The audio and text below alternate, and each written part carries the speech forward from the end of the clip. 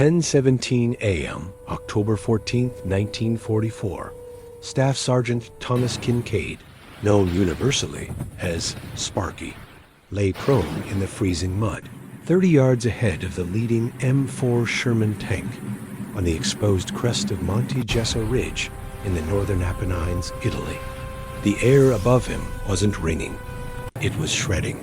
German 88mm shells were walking a methodical pattern toward his exposed position, each explosion kicking up a geyser of pulverized rock and screaming shrapnel.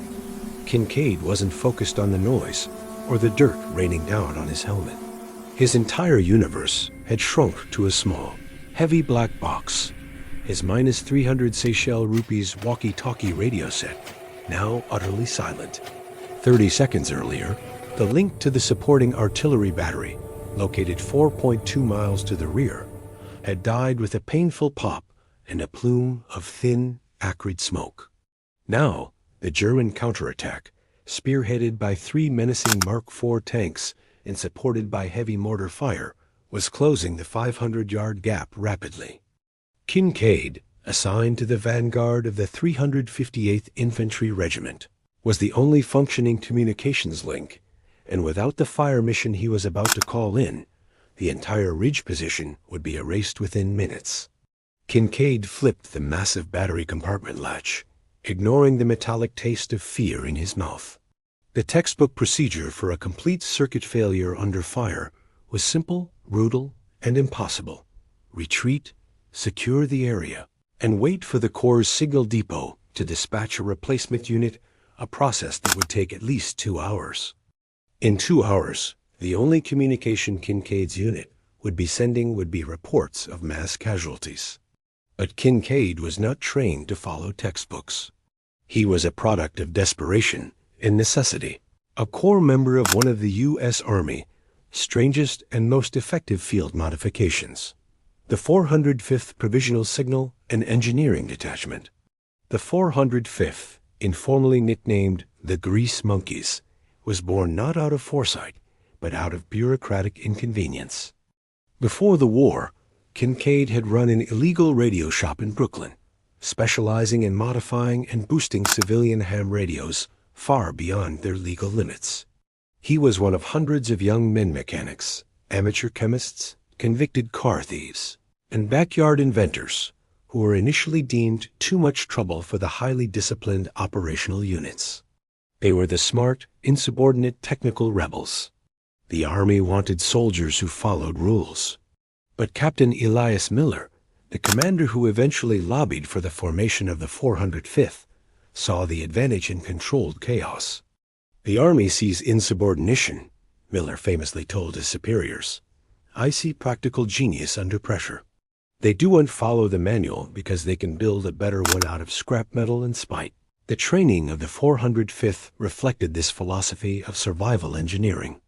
They were taught how to repair a magneto with chewing gum wrapper foil, how to turn a Jeep battery into an emergency field welder, and most crucially, how to reroute complex wiring systems using only scavenged materials, often under simulated combat pressure.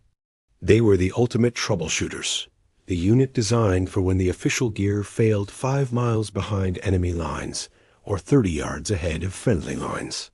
Their job was to ignore the rules of electrical load, safety tolerances, and authorized frequency bands, focusing only on one metric: making the broken thing work now. Thomas Kincaid's specialty was signal boosting. He had a reputation for getting 15-mile range out of a 5-mile radio, usually by overcharging capacitors and using dangerously exposed wiring, a practice the Signal Corps viewed as pure madness. But madness was exactly what the situation on Monte Gesso Ridge required. At 10:18 a.m., Kincaid pulled a flat, specialized toolkit from his pack, not the standard field repair kit, but a custom collection of stolen aircraft wiring, high-grade electrical tape salvaged from a crashed P-51 Mustang, and a pair of miniaturized jeweler's pliers. The German fire intensified. The Sherman tank behind him shuddered as a near miss detonated 15 feet away, showering Kincaid with hot metal fragments. A chunk of rock struck his shoulder, sending a spike of pain through his arm. He knew he had, at most, 120 seconds before the tanks closed in, or before the German spotter corrected the 88mm fire directly onto his exposed position. The failure was confirmed. The main power relay to the transmitter was fused fried by moisture and the shock of a nearby explosion earlier that morning. It was a factory-installed safety feature designed to protect the fragile vacuum tubes. Kincaid didn't want safety. He wanted transmission. His plan was reckless, desperate, and entirely against regulations. He would bypass the entire relay system, jury-rigging a connection directly from the battery's core terminal to the transmitter tube as heating element. This would feed 50% more voltage than the radio could handle, but it might give him 30 seconds of broadcast time. 30 seconds was all he needed to save 70 men and hold the ridge.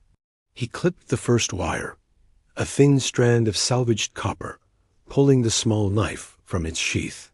The German tanks were now 400 yards away, and Kincaid had zero margin for error. His fingers, numb with cold and adrenaline, began the delicate work of rewiring the internal guts of a field radio while an 88mm battery tried to vaporize him.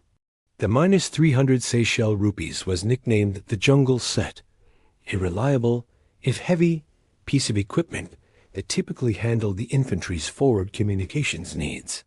But like all standard-issue World War II gear, it was designed for endurance, not for bursts of maximum dangerous performance. Kincaid, however, viewed standard specifications as mere suggestions. At 10:19 a.m., the metallic scrape of the German Mark IV trucks grinding over the rocky terrain was becoming audible even over the incoming artillery. Sergeant Kincaid focused intently on the internal cavity of the radio set. The relay component was mounted with 3 miniature screws. He couldn't afford the time to unscrew them. Instead, he used the custom-made pliers to brutally tear the fused component away from its mounting points, snapping the brittle plastic casing. This act of purposeful destruction was the first violation of regulation. The second was the wiring itself. The primary battery output ran through heavy-gauge wire designed to stabilize the voltage. To achieve the necessary power surge, Kincaid needed to introduce resistance that would shunt the current away from the safety circuit and straight into the broadcasting end. From his improvised kit, he pulled a 3-inch length of high-resistance wire, stolen from the wiring harness of a damaged reconnaissance plane. He meticulously stripped back the insulation with a tiny knife. His hands were shaking slightly, not from fear, but from the brutal cold soaking into the ground and the sheer delicacy required. A miswire here wouldn't just prevent the transmission. It would likely cause the vacuum tubes to shatter, or worse, turn the radio into a miniature searing hot grenade. 10:20 a.m. The lead German tank was now visible, its long barrel slewing menacingly toward the approximate position of the M4 Shermans 30 yards behind Kincaid. The Americans were holding fire, conserving precious 75mm rounds, and desperately waiting for the coordinates to be sent back to the heavy guns. Kincaid quickly soldered the new high-resistance jumper wire across the main power bus and the transmission module. He used a tiny, butane-powered pencil torch, another unauthorized piece of equipment sourced from his days in Brooklyn, which emitted a low, hissing flame. The smell of rosin core solder mixing with the cold metallic tang of high explosives was Kincaid's unique battlefield perfume. This jumper wire was now carrying the full, unfiltered 4.5 volts directly to the tubes, bypassing the 3.8-volt regulation maximum. The tubes, specifically the crucial 3A4 triode power amplifier, would instantly begin to overheat, but the signal strength would be boosted exponentially, possibly enough to pierce the heavy atmospheric interference caused by the low-lying clouds and the dense rock of the Apennines. A crucial decision arose, a tactical dilemma born of engineering scarcity. He could use the salvaged electrical tape to secure the connection, minimizing the risk of a short circuit caused by jostling or shrapnel. But applying the tape would take another 20 seconds. If the German 88mm battery corrected its aim in that window, he was dead and the unit was blind. Kincaid looked up, a quick, brutal glance. The German shell bursts were still 50 yards to his left, but the rhythm was closing. He saw Corporal Jenkins peek over the top of the Sherman hull, his face a mask of anxious inquiry, silently asking, "Is it done?" Kincaid chose speed over safety. He slammed the lid of the radio shut, locking the battery compartment, and tossed the custom soldering iron back into his pack. The newly installed jumper wire was exposed, held in place only by the tension of the internal components. It was a ticking clock of electrical failure. 10:21 a.m. Kincaid grabbed the microphone. The unit was hot to the touch, humming with dangerous excess power. "Eagle, this is Sparrow 6. Fire mission over. Silence." The unit's indicator light flickered dangerously, showing only a weak, unstable connection. The high voltage was frying the system faster than anticipated. He knew he needed maximum power immediately. He pressed the push-to-talk switch hard, holding it down. This was the final, most dangerous violation. Standard procedure demanded short, intermittent bursts of transmission to preserve the tubes. Kincaid decided to broadcast a single, continuous, highly charged transmission, jamming the entire power output into one desperate attempt. He began speaking, his voice surprisingly calm despite the screaming metal all around him. "Eagle, Sparrow 6. Target coordinates: 44 degrees, 12 minutes north, 10 degrees, 57 minutes east. Danger close. German tanks closing fast. Request: 3 salvos, maximum effect, all tubes, immediately. Over." The air crackled around him. For 3 agonizing seconds, the radio remained silent on the receive end. Then, a sharp, distorted voice cut through the static, clearly recognizing the unauthorized power surge in the transmission. "Sparrow 6, confirmed target coordinates received. We read you 5 by 5, but your signal is hot. Stand by for fire. Over." The connection held. Kincaid had his line. But the cost was already visible. A thin tendril of smoke was now leaking from the seams of the radio casing. The jury-rigged connection was burning itself out. 10:22 a.m. The thin, wispy smoke from the -300 Seychelles rupees was turning into a steady, dark plume. Kincaid knew the radio was dying, melting internally due to the severe overload. The transmission had gone out, but the confirmation of the incoming artillery strike was not yet registered. He needed to hold the line open, receiving the crucial rounds-out confirmation, and, potentially, any necessary adjustments.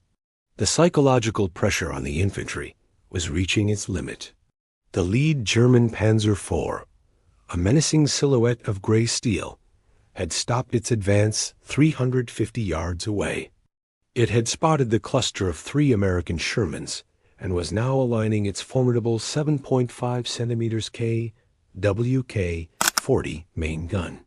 The Germans were waiting for their own preparatory fire to lift before engaging.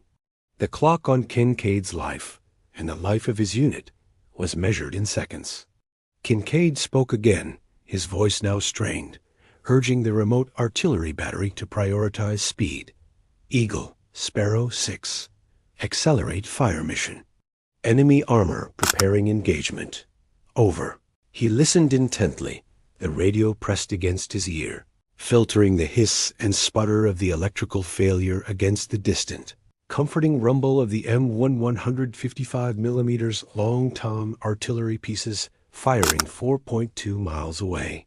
The risk Kincaid had undertaken was multidimensional. First, the structural risk to the equipment.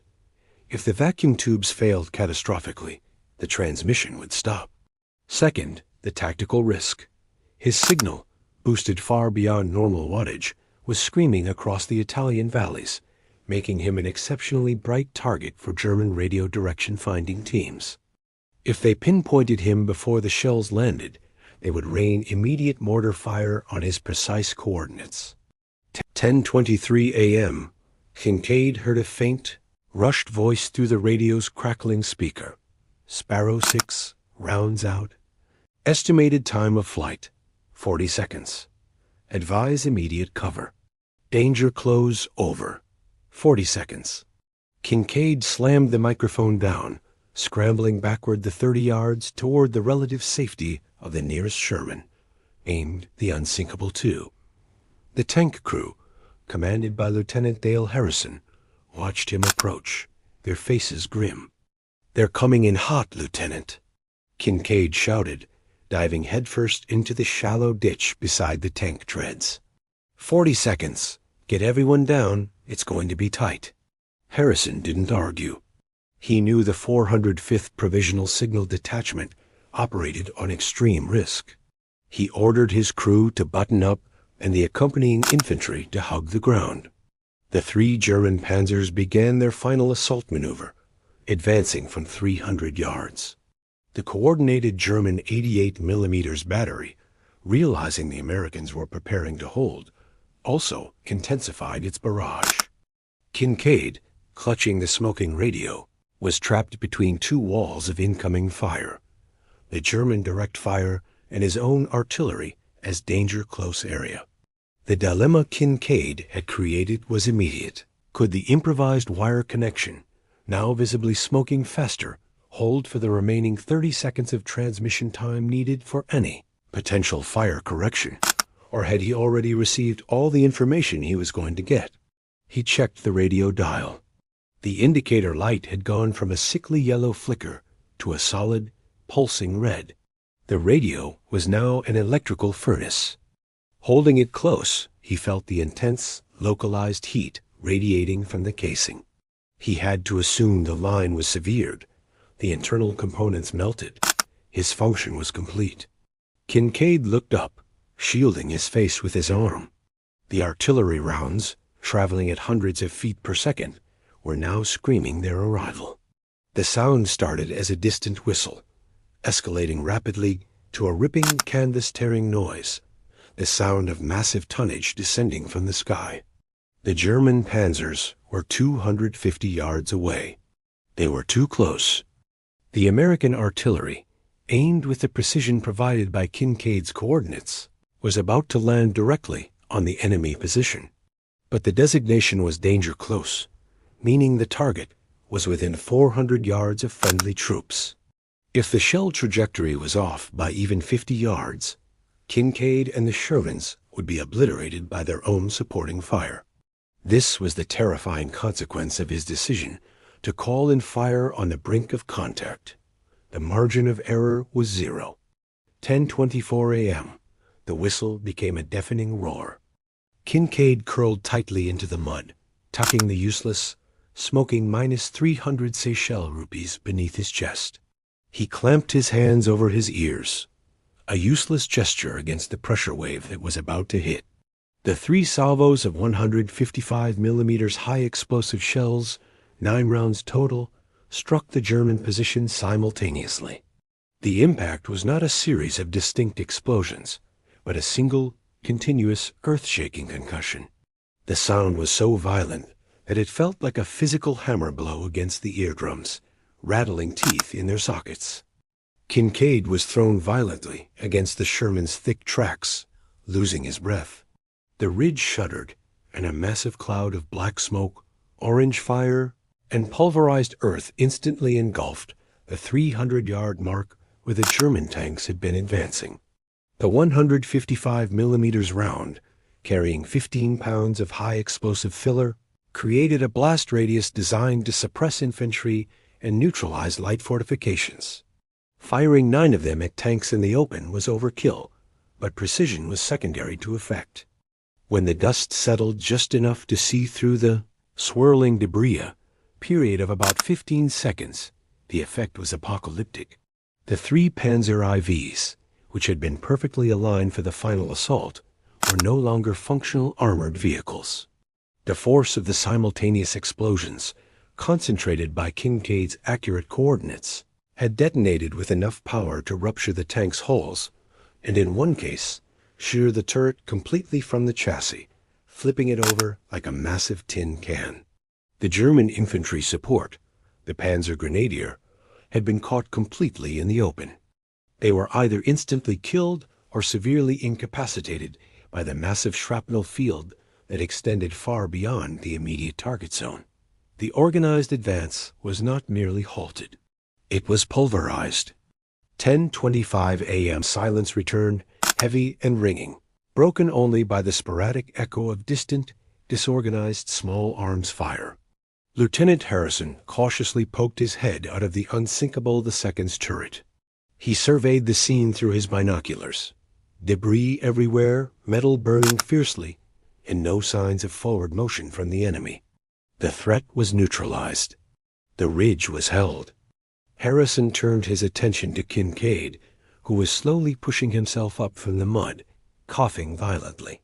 The sergeant was covered in dust and grime, but physically intact.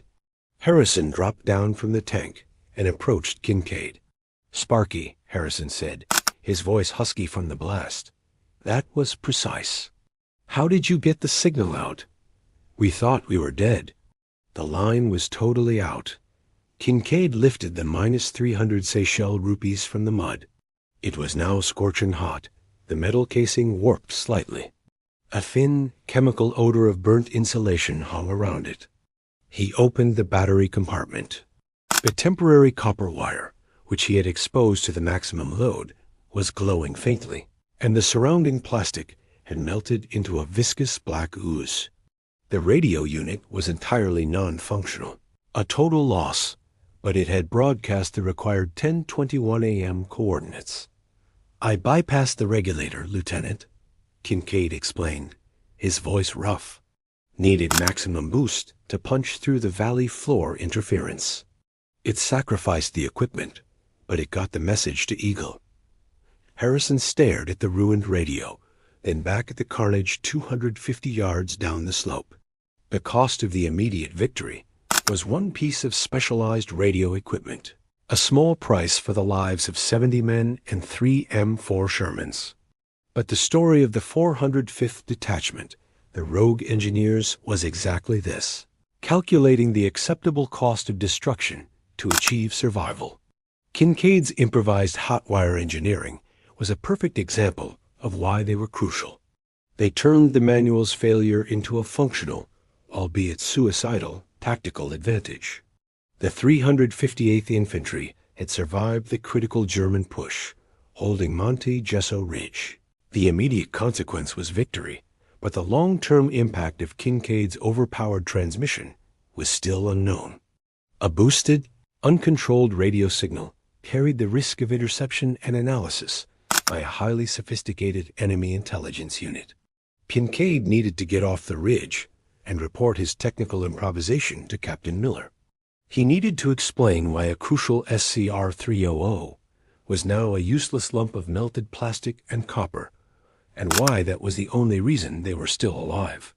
If you think what Staff Sergeant Kincaid is doing here is insane, hit-like, it is a tiny way to honor what they went through and help this story reach more people.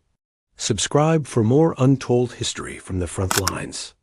Now, back to Kincaid and the fate of the 405th. 11:45 a.m. October 14, 1944. An hour and 28 minutes after the artillery strike saved the 358th Regiment, Staff Sergeant Kincaid was 1.5 miles behind the newly secured front line. He was traveling in the back of a canvas-covered Dodge WC-51 truck, clutching the melted remains of the -300 Seychelles rupees like a morbid trophy. The adrenaline was wearing off, replaced by bone-deep exhaustion and a persistent ringing in his ears. He was heading directly to the temporary forward operating base, where Captain Miller, the eccentric architect of the 405th Provisional Signal and Engineering Detachment, was waiting. Miller was often caught in the perpetual squeeze between two military realities: the need for disciplined adherence to standard operating procedure, SOP, and the brutal necessity of battlefield improvisation. The Signal Corps despised Miller's unit. They saw them as vandals who destroyed perfectly good equipment by pushing it past its engineered limits. Miller saw them as pragmatists who preferred success to compliance.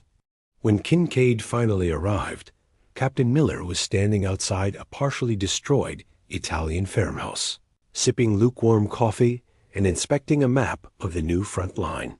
Miller was lean, sharp-eyed, and wore the permanent expression of a man who is constantly about to be court-martialed. Kincaid approached, snapping a rigid salute despite the mud coating his uniform. "Captain Miller, sir. Report on Sparrow 6 engagement. Enemy armor neutralized." Miller nodded, not taking his eyes off the map immediately. "We heard the ruckus, Kincaid. 9 155s on a handful of tanks. Heavy-handed, even for the 358th. I also picked up a rather concerning and unauthorized signal spike that lasted about 35 seconds just before impact." Kincaid extended the ruined radio. The smell of burnt bakelite and copper was still potent. "The -300 Seychelles rupees is a total loss, Captain. Fused power relay. I bypassed the safety circuit and overloaded the 3A4 tube to achieve stable transmission through the weather and rock. Broadcast completed at 10:21. Coordinates confirmed." It got the job done. Miller finally looked up, his gaze fixing on the melted seams of the radio. He didn't look angry. He looked calculating, measuring the cost against the outcome. "And what precisely did you use for the bypass, Kincaid?" "The manual specifies. I used high-resistance wire salvaged from a crashed P-51, sir. And a field soldering torch. It was necessary to achieve the voltage boost without grounding out the entire system." Miller sighed, running a hand through his hair. "Kincaid, you understand this radio set is rated for 3.8 volts nominal load. You likely pushed it to 5, maybe 6 volts momentarily. You risked a battery explosion in your lap and permanent hearing damage from the flash, not to mention the fact that you destroyed $500 worth of Signal Corps property." "Sir," Kincaid responded, his tone firm, "we saved $350,000 worth of armor and the lives of 70 infantrymen, sir." The cost-benefit ratio was acceptable. Miller allowed a faint smile to cross his lips. "Acceptable to me, yes. To Colonel Davies and the bean counters at Signal Depot, perhaps less so. They already hate us, Kincaid. This gives them a verifiable, smoking piece of evidence of our recklessness. But the problem was suddenly far bigger than bureaucratic inconvenience." Miller leaned in, his voice dropping to a conspiratorial whisper. "Kincaid, your signal wasn't just hot. It was broadcasting at a power level that was likely received far beyond our immediate sector. I had the intercept unit run a preliminary check. We are concerned that your powerful, unfiltered transmission, while saving the ridge, may have attracted the attention of a highly specific target, the German Funkschmidt unit stationed near Bologna.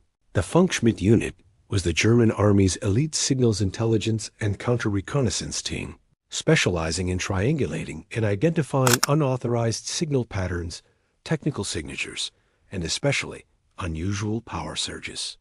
They were highly effective at turning communication success into tactical disaster." "Sir," Kincaid replied, a knot tightening in his stomach. "How close are they?" "Too close, Sparky. And if they analyze the unique spectral signature of your overloaded broadcast, the telltale spike of high-voltage amateur soldering, they woe and just know where we are. They might know who we are. And the 405th Kincaid is carrying specialized equipment they desperately want to study. The survival engineering that saved the 358th. Regiment now threatened to expose the existence of the 405th Detachment, turning Kincaid from a hero into a high-value target. 2:15 p.m., October 14th, 1944. Captain Miller led Kincaid into the cellar of the ruined farmhouse, which served as their secure communications hub. The air was thick with the faint odor of oil, canvas, and high-frequency electronics. Inside, 3 other members of the 405th Detachment Specialist First Class Rodriguez. The equipment was an unusual mix of U.S. Signal Corps SCR-299s and several pieces of highly modified CAPTURED German radio equipment, a serious violation of protocol. Miller believed the best way to evade the enemy was to understand exactly how they listened. "Kincaid, look at this," Miller commanded, pointing to a circular display on a frequency analyzer screen. On the scope, a standard American transmission appeared as a relatively smooth, predictable waveform, a signature designed for stability and clarity. Overlaying it, however, was a jagged, aggressive spike of energy. "That spike, Sparky," Miller explained, tapping the screen, "is your transmission at 10:21 a.m. It's what happens when you feed unregulated battery power directly into the final stage amplifier. It's noisy, it's distorted, but it's powerful. And crucially, it has a signature. A signature that only the Funkschmidt unit is sophisticated enough to map and understand." The German Funkschmidt, literally Radio Smith, teams were legendary for their ability to not just intercept messages, but to analyze the subtle technical nuances, the fingerprints of unauthorized radio use.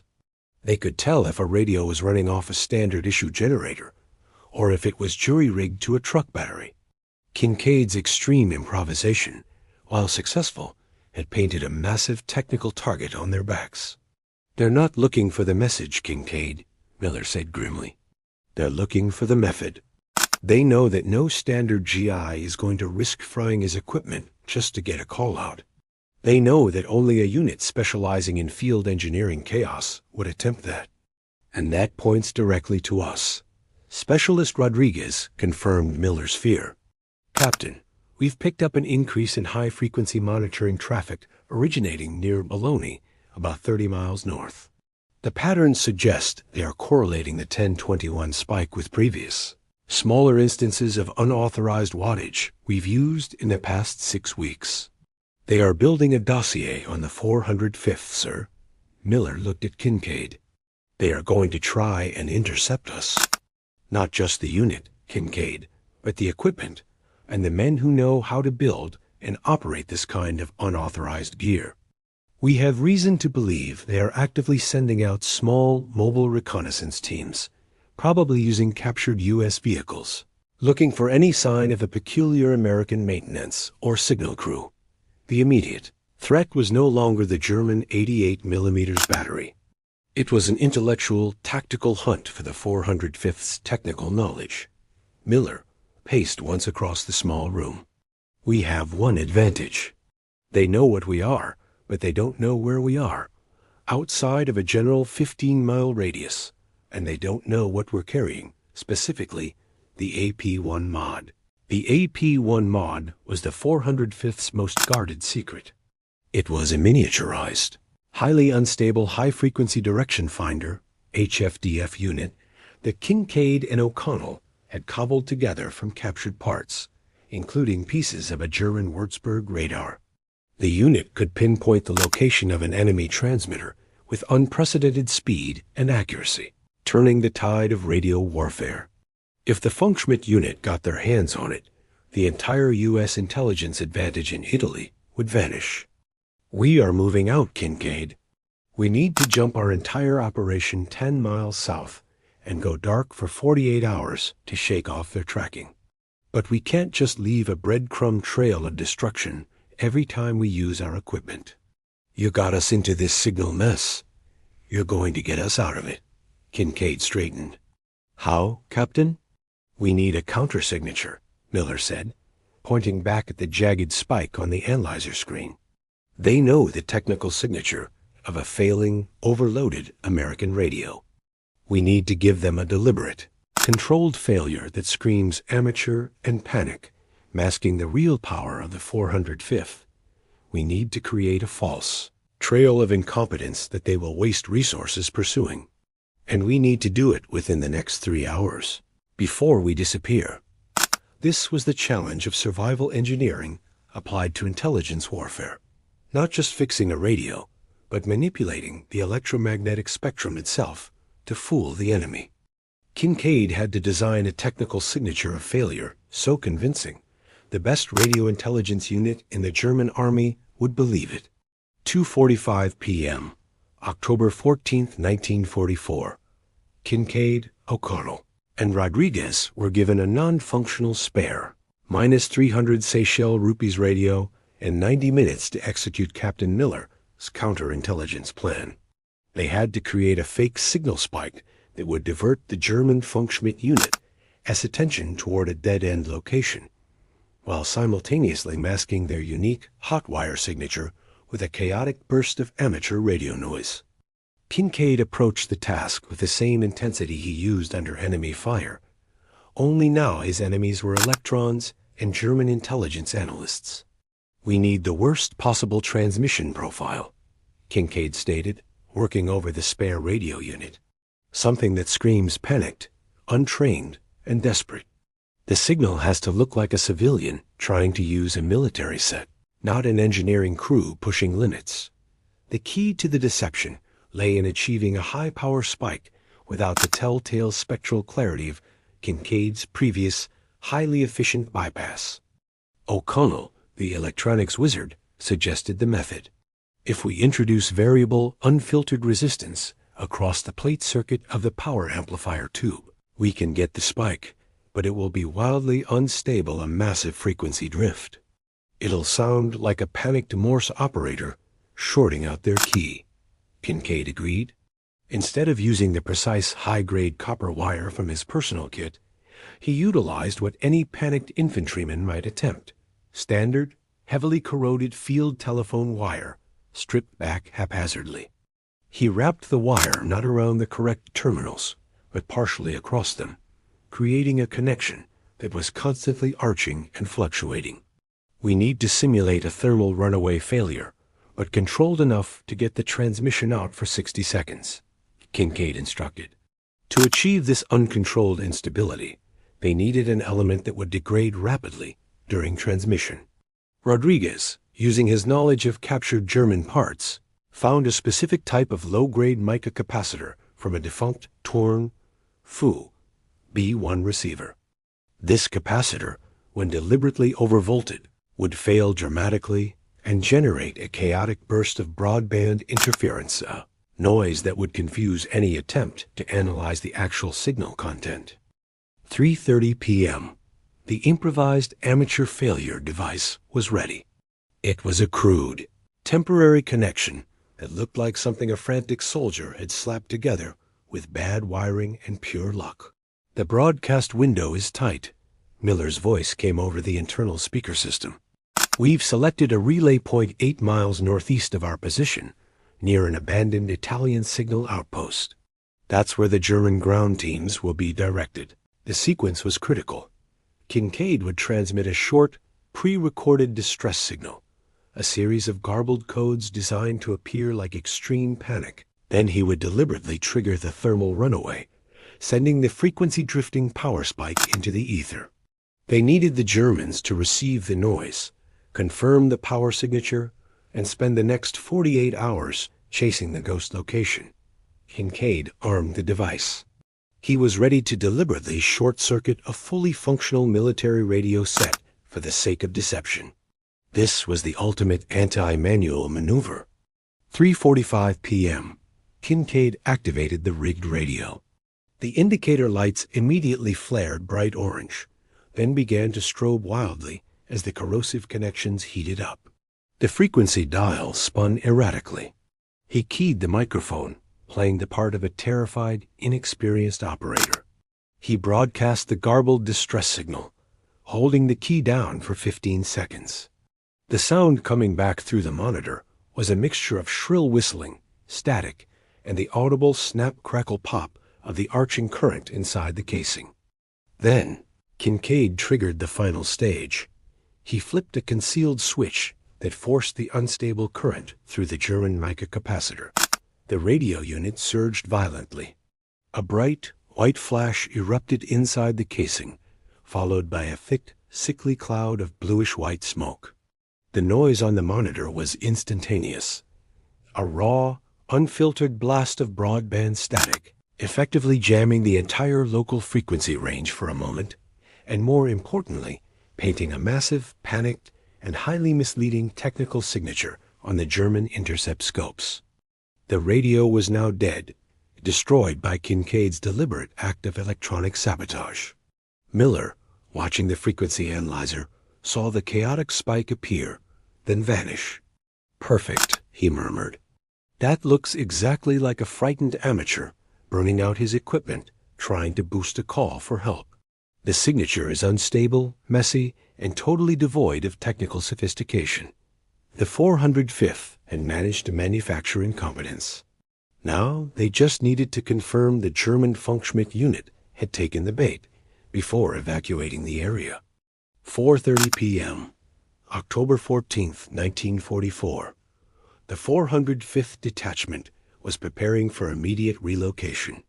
Trucks were being loaded with their specialized, unauthorized equipment. The precious AP-1 mod direction finder was carefully wrapped in heavy blankets and secured in the lead vehicle.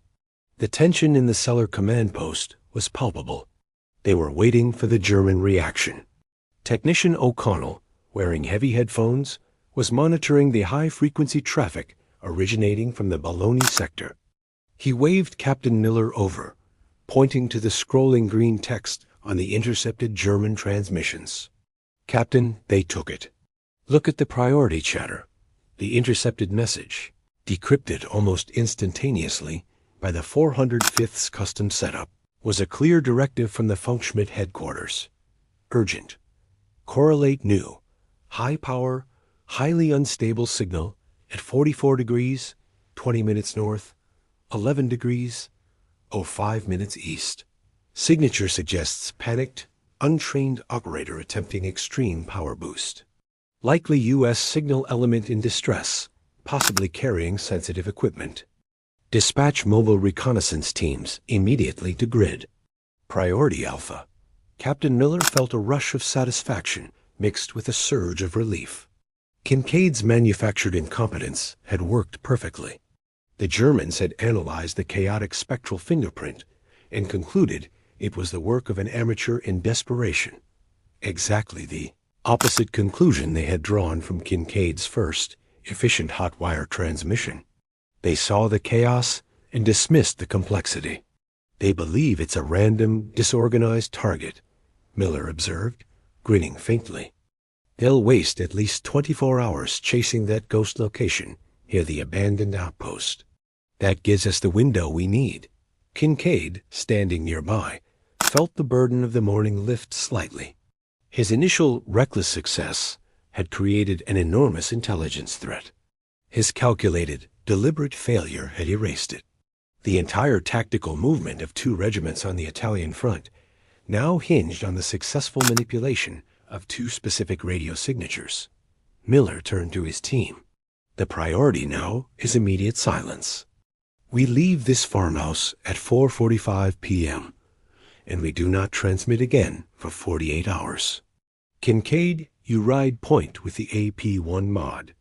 If we are intercepted on the road, your priority is to destroy that unit better, earn, or bury it.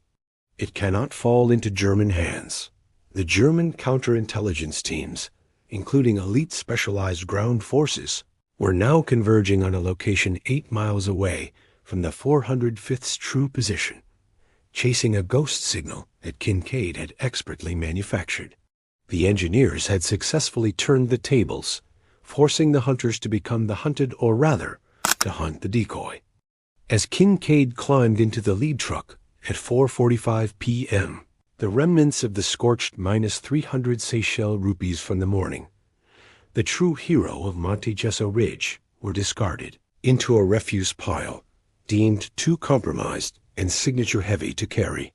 The second decoy radio was already smashed and buried at the fake transmission point. The detachment began its quiet, tense drive south. The road ahead was treacherous, winding through mountain passes and small Italian villages that might harbor lurking enemy patrols. They were carrying the survival engineering knowledge that had saved one battle, and now they carried the technical burden of securing the entire U.S. intelligence operation in Italy. The mission was simple: disappear. But disappearing in wartime, especially when you carry the secrets of advanced radio warfare, is never easy. The landscape itself offered limited cover. Want to know if the 405th, carrying the highly sensitive AP-1 mod, survived the 10-mile jump and the active hunt by the Funkschmidt unit? Hit that like button right now. It tells the algorithm this story matters and helps more people discover it. Subscribe for more untold World War II stories. Back to the 405th's desperate drive south. 5:15 p.m., October 14th, 1944.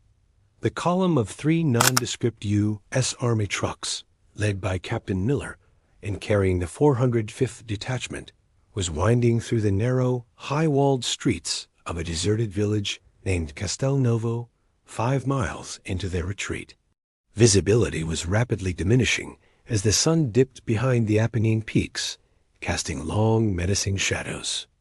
Suddenly, the lead truck braked violently. Miller's jeep slammed to a halt behind it. "Hold! Hold the column!" Miller barked over the radio. Kincaid, riding in the second truck protecting the AP-1 mod, immediately grabbed his M1 carbine and prepared to bail out. Up ahead, 50 yards down the road, 2 men in hastily acquired American uniforms were attempting to clear a small roadblock of felled timber and debris. They didn't look like standard G is. Their movements were too precise, too disciplined. As Kincaid watched, one of the men paused and reached into his jacket pocket, pulling out a small, highly specialized antenna assembly, a piece of equipment Kincaid immediately recognized as a compact German direction-finding loop. They were Funkschmidt field agents. The Germans, relying on the general triangulation from Kincaid's first signal spike, had hedged their bets and set up checkpoints far from the decoy location. They were hunting for any vehicle showing signs of unusual wear or carrying suspicious cargo. The dilemma was immediate and deadly. Engage the 2 agents, which would alert any supporting German unit in the surrounding hills with the sound of a firefight, or attempt to retreat, which would alert the agents to their presence and the valuable cargo they carried. Miller chose evasion and confusion. He grabbed a loudhailer. "Hey, what's the holdup? We got priority cargo." The German agents paused, momentarily confused by the aggressive American tone. They continued to work on the roadblock, but their eyes scanned the halted convoy. Kincaid knew they had seconds before the Germans identified the unique license plates of the 405th S. Vehicles, all customized with unit insignia that the Funkschmidt had likely identified from old intelligence photos. They needed an obstacle that bought them time without engaging in a full-scale battle. "Captain," Kincaid shouted, rushing up to Miller, "we need to disable the road behind us right now. Something they can't clear easily." Miller looked at the narrow stone bridge they had just crossed, spanning a 40-foot deep, dry river ravine. "We can't blow the bridge, Kincaid. It's a key logistical asset. Not the bridge, sir, the pavement. We need a controlled, temporary structural failure." Kincaid sprinted back to his truck. He yelled for Connell and Rodriguez to grab the emergency demolition charges, small plastic explosives reserved for equipment destruction, and the auxiliary gasoline tanks. 5:20 p.m. While Miller maintained the loudhailer distraction, Kincaid worked frantically at the stone bridge. He didn't have time to calculate a precise charge for demolition. Instead, he employed pure survival engineering. He took 3 blocks of plastic explosive, approximately 3 pounds total, and attached them to the underside of the main roadway where the stone met the structural concrete, base of the bridge as eastern side. He then soaked the area with 2 gallons of high-octane gasoline. The goal was not to collapse the bridge, but to use the explosive pressure wave to fracture the stone surface and ignite a powerful, smoky fire, creating an impassable barrier instantly. "Fire in the hole!" Kincaid screamed, triggering the charge. The explosion was far less violent than the 155 millimeter salvos, but it was deafening in the confined space. The bridge shuddered, and a massive plume of fire and thick black smoke erupted from the asphalt, instantly cracking the road's surface and creating a burning crater exactly 10 feet wide. The integrity of the bridge structure remained, but the passage was blocked by searing heat and debris. The two Funkschmidt agents up ahead immediately dropped their tools, startled by the unexpected blast behind the American column. They instinctively retreated 10 yards, pulling out submachine guns. Now certain they had found a high-priority, high-value target, Miller didn't hesitate. He yelled to the drivers, "Full speed now. Drive right at them." The lead jeep and the heavy cargo trucks roared forward. The German agents, seeing 3 heavy American vehicles accelerating directly toward them, fired a quick, inaccurate burst and then scattered into the adjacent wreckage of the village, disappearing into the shadows. 5:25 p.m. The convoy surged through the hastily abandoned German roadblock, not stopping until they were 2 miles past the village, descending deeper into the relative safety of the rear command area. Kincaid looked back at the plume of smoke rising from the burning bridge.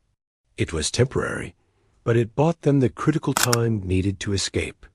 They had used unauthorized power to win a tactical engagement, manufactured technical failure to survive an intelligence hunt, and used ad hoc explosives to evade a physical interception. The 405th Detachment was still intact, and the AP-1 mod was safe.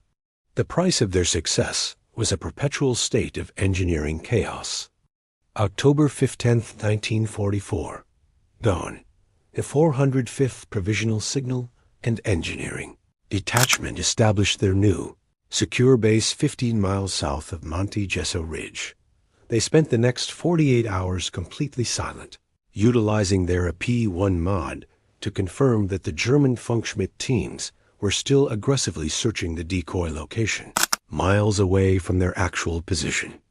Kincaid's improvised signal deception had successfully bought the time necessary to secure the critical tactical advantage. Staff Sergeant Thomas Kincaid never received a medal for holding Monte Gesso Ridge. His official report detailed the destruction of $500 worth of U.S. Army equipment, a court-martial offense in many other units. Captain Miller, however, ensured that Kincaid's unofficial engineering genius was recognized within the 405th and documented only as an unforeseen equipment malfunction under heavy fire. The story of Kincaid and the 405th Detachment became a defining narrative within the U.S. Fifth Army in Italy. They were the men who understood that the true edge in modern warfare lay not just in superior technology, but in the willingness to violate the rules of engineering to ensure survival. Their legacy was built on burnt wire, extreme voltage, and the courage to make a piece of equipment fail catastrophically if it meant achieving a 30-second window of transmission. The 405th Detachment would go on to operate throughout the rest of the Italian campaign, often riding the fine line between tactical heroism and gross negligence, always destroying equipment but always saving lives. Their unique blend of skill and insubordination became a template for specialized operations where rapid improvisation was the only alternative to death. They proved that sometimes the most sophisticated engineering is simply the most desperate. The story of Thomas Sparky Kincaid and the Grease Monkeys reminds us that beneath the grand strategy of World War II victory often hinged on the ingenuity and sheer will of individuals to overcome technical failure with improvised solutions, the true masters of survival engineering. If this story moved you, don't just click away. Hit like, hit subscribe, and share it with someone who needs to hear it. Tell us in the comments where you were watching from and whether anyone in your family served in World War II, especially in the Italian theater. You are part of the reason these men aren't erased from history. Kincaid and the 405th paid the price for their defiance and skill. All we're asked to do is remember. Never forget.